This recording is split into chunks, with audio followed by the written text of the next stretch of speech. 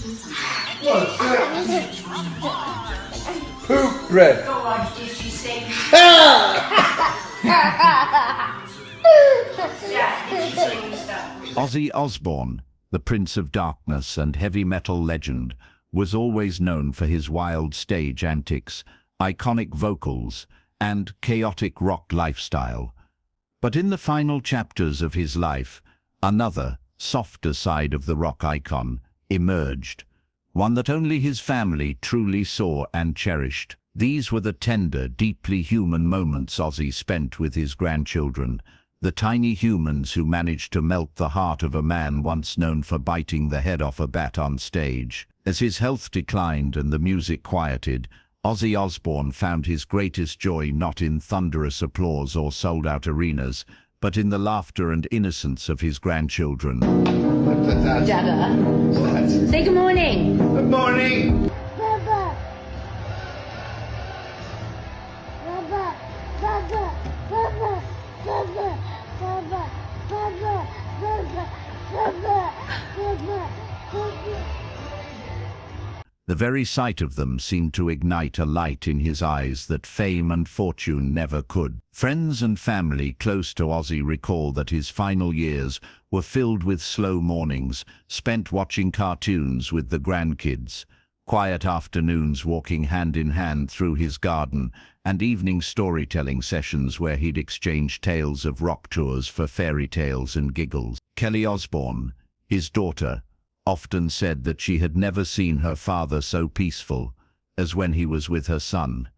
He'd hold him and just stare, she once shared in an interview, eyes misty with the weight of grief and love. My dad was always loud, always moving, but when he was with his grandkids, time seemed to slow down. Ozzy's grandbabies loved climbing on his lap, tugging at his silver hair, and asking him ridiculous questions to which he always had a wildly imaginative answer. He once told his grandson that the reason the moon follows them home at night is because it's trying to hear their laughter. Sharon, his wife, would smile watching Ozzy spin these fantastical tales, amazed that the same man who fronted Black Sabbath could so easily transform into a whimsical granddad. Photos that the family occasionally shared with the public revealed a man cradling infants, reading picture books, helping build Lego castles, and clumsily pretending to drink from tiny teacups in toy tea parties. It wasn't an act. Ozzy had found a new stage,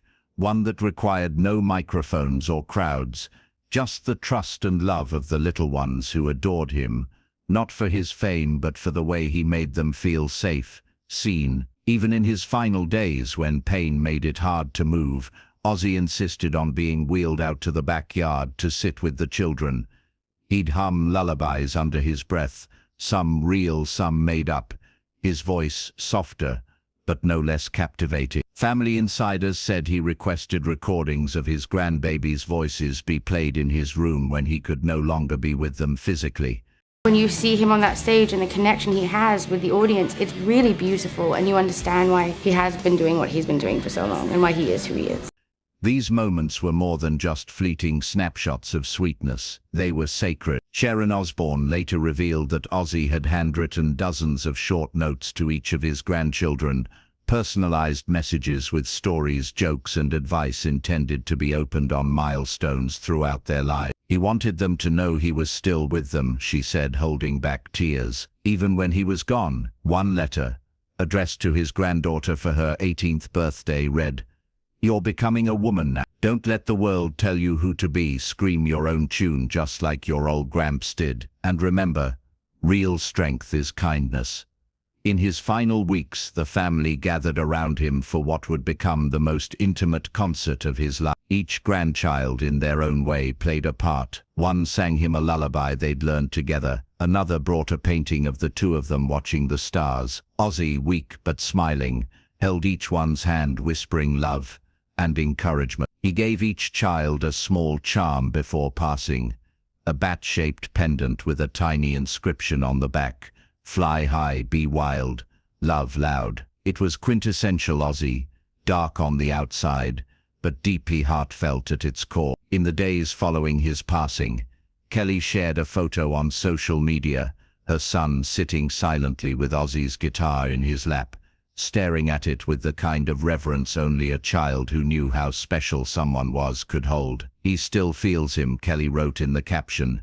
"We all do." Ozzy's funeral included a quiet segment, set aside just for the grandchildren. Each one placed something into a memory box: drawings, letters, little toys they'd shared with him. Sharon later said it was Ozzy's idea. He wanted them to understand grief, but not be afraid of it, to celebrate love instead of just mourning loss. For the world, Ozzy Osbourne will always be the wild, screaming rocker, but for his grandchildren, he was magic. Their Papa Oz, the man who could make monsters under the bed disappear with a wink, the one who'd turn spilled juice into a lesson about rock and roll messes, the one who showed them, in his final years, that vulnerability, softness, and deep love are just as powerful as screaming guitar riffs. Ozzy Osbourne's final beautiful moments weren't filmed, weren't performed, weren't broadcast. They were quiet, filled with whispers and giggles, tucked between bedtime stories and unbreakable hugs. And in those moments, the Prince of Darkness became a beacon of light. Long after the final curtain fell on his legendary career, Ozzy's legacy lives on, in music, yes, but also in the tiny hearts he nurtured, the bedtime tales he told, and the unconditional love he gave without reservation. His grandchildren will grow up with memories etched not in vinyl but in emotion, the deep knowing that they were treasured by a man whose love outlasted the spotlight. And perhaps that's the most beautiful encore of all.